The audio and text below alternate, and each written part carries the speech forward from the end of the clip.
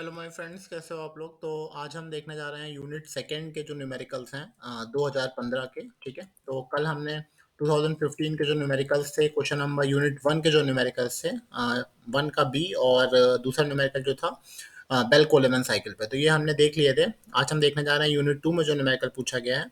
ठीक है, a food storage requires a refrigeration system of 12 ton capacity at an evaporator temperature of 10 degrees Celsius and condenser temperature of 25 degrees Celsius. The refrigerant is subcooled by 5 degrees Celsius before passing through the throttle valve.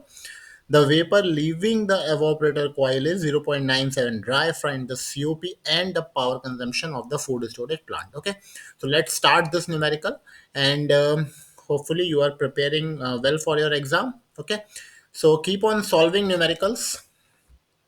Just let me cut this thing and paste it here. Okay, so this is a numerical. I hope it is visible. Let me zoom it out.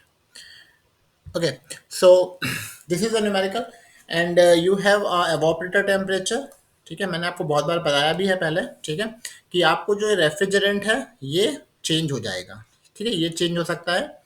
जो भी refrigerant दिया हो आपको उसकी ही property देनी है। ये R12 हो सकता है, R11 हो सकता है, R134A हो सकता है, या कोई और हो सकता है। जो भी दिया हुआ हो आपको उसी का चार्ट के सामने की वैल्यूज देखनी है। ठीक है, यहाँ पे हमें एवापोरेटर टेम्परेचर दे रखा है 10 डिग्री सेल्सियस और कंडेंसर टेम्परेचर दे रखा है 25 डिग्री सेल्सियस। ठीक है, तो हम स्टार्ट इसके जो इसकी डाटा बुक है उसको ओपन कर लेते हैं। आप टेम्परेचर ध्यान रखिएगा 10 डिग्री सेल्सियस और 25 डिग्री सेल्सियस। ठीक है, तो हम इसकी डाटा बुक ओपन कर लेते हैं। ये इसकी डाटा बुक है। ठीक है, तो हम इसमें देख लेते हैं। इसको थोड़ा मैं शॉर्ट कर देता हूँ। अब देखिए, ये जो रेफ्रिजरेंट यूज़ है अमोनिया यूज़ हो रहा है। तो अब हम इसमें देखते हैं, ये जो है हमारे सामने ये कौन सा है, R717 अमोनिया। हमें R717 अमोनिया की प्रॉपर्टीज देखनी है 10 डिग्री सेल्सियस पे। ये देखिए जो मार्क किया हुआ है ये 10 है और दूसरा है 25। ठीक है, तो इसको थोड़ा सा जूम कर देता हूँ ताकि आपको ये और अच्छे से दिखने लगे। ये है इसका जूम वाला। ठीक है, तो ये जो है आप देख पा रहे होंगे, इसकी ये जो 246 लिखा हुआ है ये क्या है, बेसिकली ये इसकी एंथैल्पी है। ठीक है, 1472 क्या है, ये इसकी एंथैल्पी है एट वेपर। और 1.1664 ये क्या है, एंट्रोपी लिक्विड की। 5.49 ये क्या है, एंट्रोपी वेपर की। और ये क्या है, इसके सीपी दिए हुए हैं हमें लिक्विड और वेपर के। ठीक है, तो ये 10 डिग्री सेल्सियस का हो गया। ऐसे ही हम लोग इसको और जूम चेंज कर लेते हैं, 25 पे लेके चलते हैं। ठीक है, तो ये हो जाएगा। अब 25 की प्रॉपर्टी देखनी है तो ध्यान रखिएगा, ये देखिए 24 है और ये 26 है, तो इनके बीच में 25 आएगा। तो हमें क्या करना है, इनके बीच की प्रॉपर्टी ले लेनी है। तो हमें अगर एंथैल्पी चाहिए, देखिए यहाँ पे 312 दिया हुआ है, यहाँ 322 दिया हुआ है, तो आप इन दोनों के बीच की ले लीजिए एंथैल्पी। लगभग ये 12 है, ये 22 है, तो आप ले लें 317। ठीक है, यहाँ पे 1482 है, यहाँ 1484 है, तो आप यहाँ पे ले लीजिए, यहाँ पे ले सकते हैं 1483। ठीक है, यहाँ पे 1.39 है, यहाँ 1.42 है, तो आप यहाँ पे ले सकते हैं 1.40 या 1.41। ठीक है, और यहाँ पे आप 5.32। ठीक है, इस तरह से हम लोग प्रॉपर्टीज जो है वो लिख लेंगे। ठीक है, होपफुली आपने दोनों देख लिया होगा। अब मैं यहाँ पे प्रॉपर्टी लिख देता हूँ। ठीक है, तो हम प्रॉपर्टी लिख के देख लेते हैं 25 डिग्री सेल्सियस पे। ठीक है, और ठीक है 10 डिग्री सेल्सियस पे और 25 डिग्री सेल्सियस पे। ठीक है, 10 डिग्री सेल्सियस और 25 डिग्री सेल्सियस। यहाँ पे एच एफ लिख लेता हूँ मैं, यहाँ पे एच जी लिख लेता हूँ, और यहाँ पे एस एफ, एस जी। सबसे पहला काम आप यही करिएगा एग्जाम में, सी पी, ये लिक्विड और ये गैस। ठीक है, एग्जाम में भले ही आप न्यूमेरिकल ना कर पाए बट एटलीस्ट ये सब चीज़ें जरूर लिख के आइएगा, जो इस एग्जामिनर को लगेगा कि हाँ ठीक है आपने कुछ तो मेहनत करी है। ठीक है, तो हो सकता है भले आप सवाल एकदम सॉल्व ना कर पाए, बट अगर आपसे कुछ नहीं समझ में आ रहा है तो आप एटलीस्ट ये वैल्यूज जरूर इस तरह से लिख के आएँ, तो इससे एग्जामिनर को थोड़ा सा अच्छा लगता है। ठीक है, और ये हो जाएगा 4.67 और ये हो जाएगा हमारा 2.841। ठीक है, ऐसे ही यहाँ की भी लिख लेते हैं, ये हो जाएगा 317। ठीक है, ये हो जाएगा 1483, ये हो जाएगा 1.40, ये हो जाएगा 5.32। ठीक है, ये हो जाएगा 4.78 और ये हो जाएगा आपका 3.13। ठीक है, यूनिट्स आप ध्यान रखिएगा, मैं यहाँ नोट नहीं कर रहा हूँ, ये किलो जूल पर केजी में है। ठीक है, ये किलो जूल पर केजी केल्विन में इस तरह से वैल्यूज दी हुई है। ठीक है, तो सबसे पहले उसने हमसे क्या पूछा है, सीओपी। तो सीओपी बेसिकली क्या होता है, आप ध्यान रखिएगा, सीओपी क्या होता है, refrigeration effect divide by power required. ठीक है, डिवाइड बाय पावर रिक्वायर्ड। अब ये साइकिल ड्रॉ कैसे होगी, सी एफ प्लॉट पे अगर मैं इसको प्लॉट करना चाहूँ, सॉरी टी एस डायग्राम पे अगर मैं इसको प्लॉट करना चाहूँ, तो ये दिखेगी कैसे, तो ये साइकिल दिखेगी कैसे। ठीक है, तो मैं इसको थोड़ा सा ड्रॉ करके दिखाता हूँ आप लोग को। ठीक है, ताकि आप लोग को एक आइडिया लग जाए। ठीक है,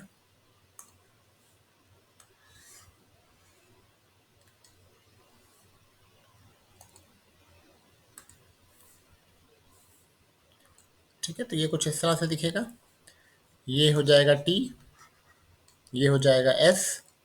अब देखिए, ये क्या बोल रहा है, NH3 इज सब कूल्ड बाई 5 डिग्री सेल्सियस, यानी कि ये वाला जो है पॉइंट, ये थोड़ा सा सब कूल होगा। ठीक है, पॉइंट वन कहाँ पे होगा, ये बोल रहा है living the evaporator coil is 0.97 dry. Dry का मतलब है, ये देखिए वेपर की लाइन है। ठीक है, ये वाली जो लाइन है, ये इस पे क्रॉस कर रखा है, ये कौन सी लाइन है, वेपर की लाइन है। ठीक है, ये कौन सी लाइन है, ये लिक्विड की लाइन है। तो वो कह रहा है 0.97 ड्राई, मतलब जो पॉइंट होगा वो कहाँ लाई करेगा, इन दोनों के बीच में। ठीक है, इन दोनों के बीच में वो पॉइंट हमारा लाई करेगा। ठीक है, तो उसको हम ड्रॉ कर लेते हैं, वो एक बेसिकली स्ट्रेट लाइन ड्रॉ होगी। ठीक है, सपोज मैं इस वाले पॉइंट से ड्रॉ करता हूँ, और अब देखिए, ये लाइन जो है ये इसको कट भी कर सकती है और सुपर हिट भी जा सकती है। ठीक है, मतलब ये वाला जो नेक्स्ट पॉइंट है, ये इसके बाहर भी हो सकता है, इसके अंदर भी हो सकता है, लेकिन कहाँ पे होगा ये देखने के लिए अभी हम एंथैल्पी निकालेंगे, तो उससे हमें ये चीज़ क्लियर हो जाएगी। ठीक है,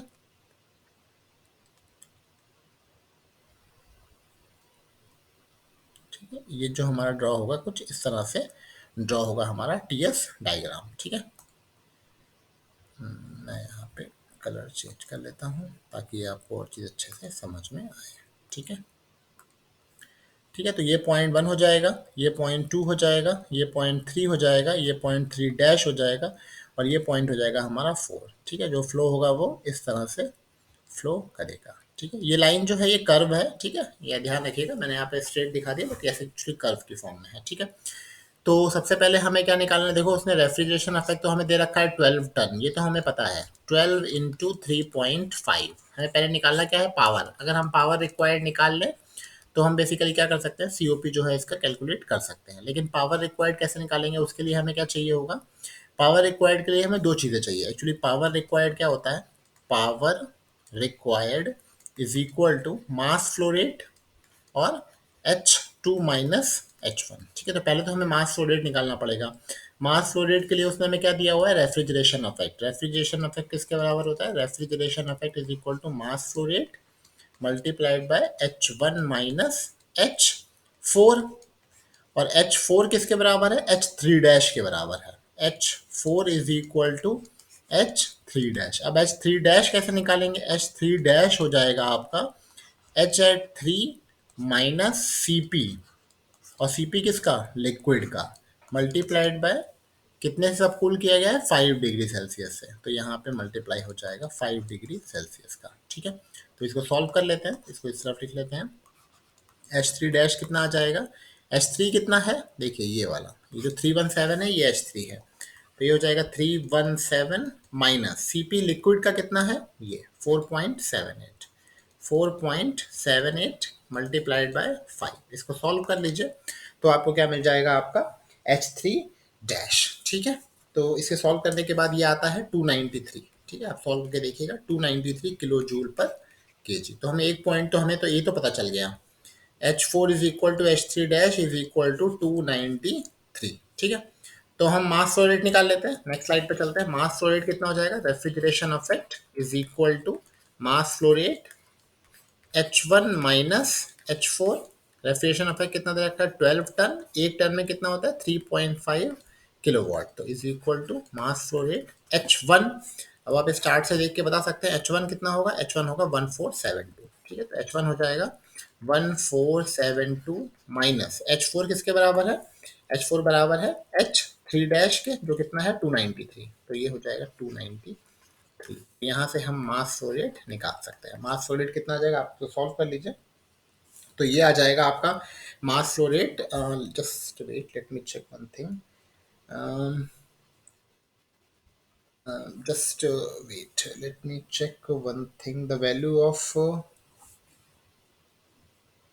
okay, okay. So actually, H1 is not equal to 1470. Why? Because हमें यहाँ पे कितना दे रखा है, 0.97 ड्राई दे रखा है। ठीक है, तो हमें H1 निकालना पड़ेगा। H1 कैसे निकालेंगे? H1 इज इक्वल टू हो जाएगा HF plus x H F g. ठीक है, एच एफ की वैल्यू कितनी दी हुई है? एच एफ की वैल्यू दी हुई है 246। ठीक है, तो ये हो जाएगा 246 प्लस 0.97। ठीक है, ये 97 दिया हुआ है ना, multiplied by H F G कितना होता है? H G minus H F है, तो एच जी कितना है? 1472 माइनस एच एफ कितना है? 246।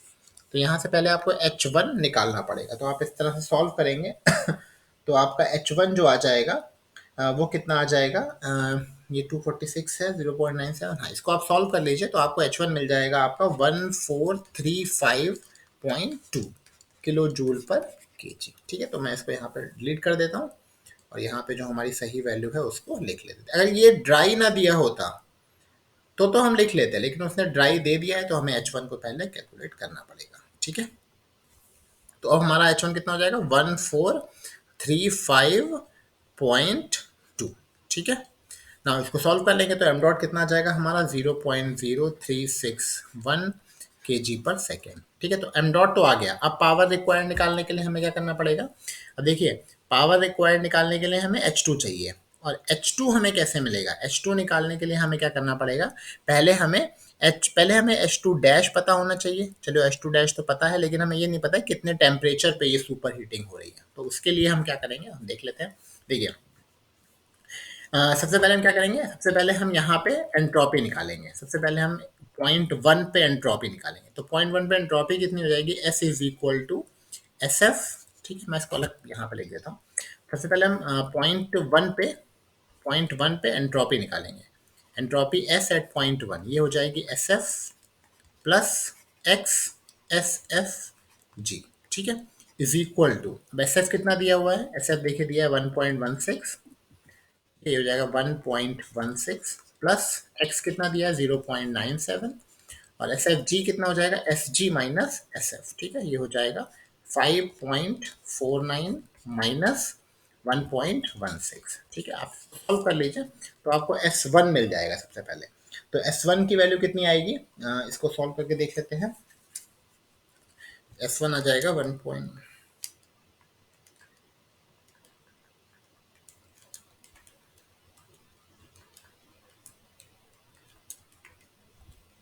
ठीक है, ये आ जाएगा 5.36। ठीक है, ये आ जाएगा 5.36 किलो जूल पर केजी केल्विन। अब देखिए, एस जी जो है यहाँ पे, एस जी की वैल्यू कितनी है? 5.32। ठीक है, और आपने जो एंट्रोपी निकाली है वो कितनी आई है? 5.36।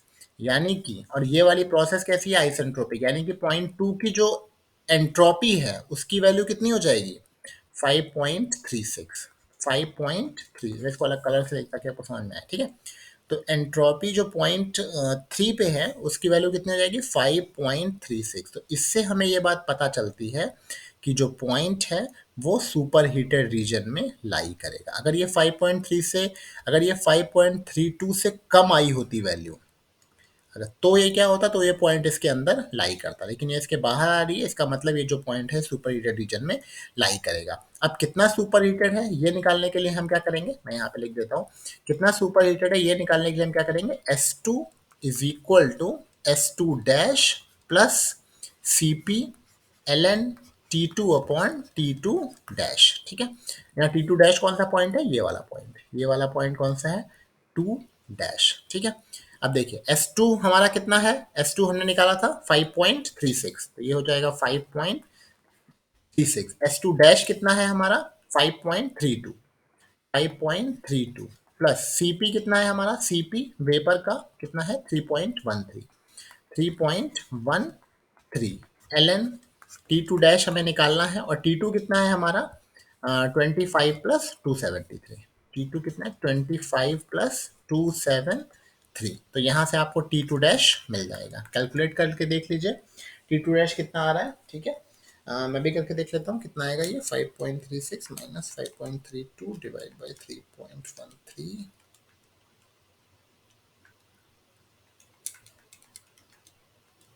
तो ये आ जाएगा आपका 301.83 केल्विन। ठीक है, तो T2 डैश पता चल गया, तो अब हम निकाल सकते हैं H2। ये कितना हो जाएगा H2 dash plus Cp T2 minus T2 dash. ठीक है, अब H2 डैश कितना है, H2 डैश हम देख सकते हैं यहाँ से, ये जो है 1483। ठीक है, तो H2 डैश है 1483 प्लस Cp कितना है 3.13, T2 कितना है 301.83 और T2 डैश कितना है 25 प्लस 273, 25 प्लस 273 ये है 298। इसको सॉल्व करके आपको क्या मिल जाएगा, आपको मिल जाएगा H2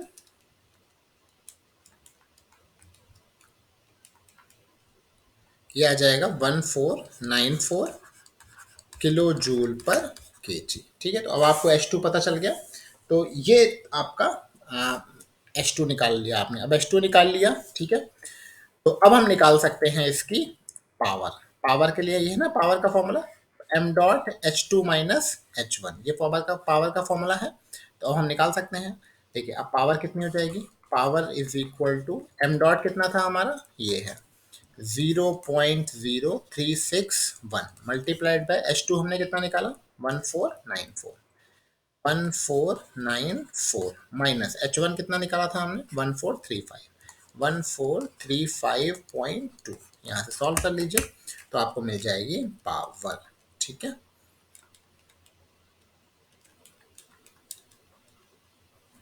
तो इसकी पावर आ जाएगी 2.12। ठीक है, 2.12 किलो वॉट, 2.12 किलो वॉट। अब आपको पावर पता चल गई और आपको, तो अब हम सीओपी निकाल सकते हैं। ठीक है, तो पावर कंजम्पशन कितनी आ जाएगी, पावर कंजम्पशन आ जाएगी 2.12 किलो वॉट और सीओपी कितनी आ जाएगी, सीओपी हो जाएगी 12 इंटू 3.5 डिवाइड बाय 2.12, तो सीओपी कितनी हो जाएगी 12 इंटू 3.5 डिवाइड बाय आंसर, तो ये सीओपी आ जाएगी 19.78, 19.78। ठीक है, तो आप करके देखिएगा आपका भी इतना ही आंसर आ रहा है कि नहीं। ठीक है, मैंने कैलकुलेट किया तो मेरे पास आंसर तो नहीं है, बट आप चेक करके बताइएगा कि आपका भी सीओपी इतना ही आ रहा है, इससे कम आ रहा है, इससे ज़्यादा आ रहा है, या क्या सीओपी आपका आ रहा है। ठीक है, वैसे प्रोसेस ठीक है, तो इतना ही आपका भी आना चाहिए। ठीक है, ओके, अगर आपको कुछ डिफरेंस मिलता है सीओपी में तो आप उसको कमेंट बॉक्स में कमेंट कर सकते हैं। ठीक है, ओके, होपफुली आपको अच्छा लगा होगा। अगर आपको पसंद आया है तो आप इसको लाइक करिए और सब्सक्राइब करिए। ठीक है, और ऐसे ही न्यूमेरिकल्स आप सॉल्व करते रहिए रेफ्रिजरेशन में। Okay, thank you.